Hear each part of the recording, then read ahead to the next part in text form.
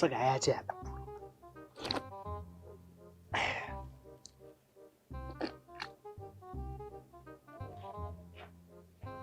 La, me gida? Me gida ku nuna ka sha? What?